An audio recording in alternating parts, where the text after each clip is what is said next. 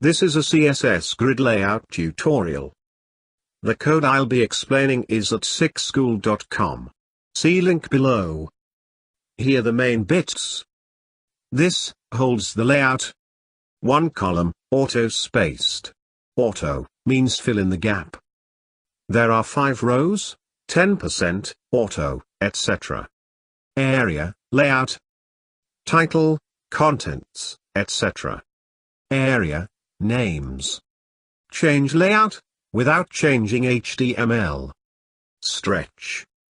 Layout changes completely.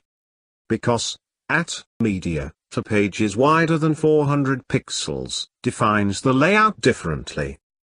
Title, spread across 3 columns. Second row.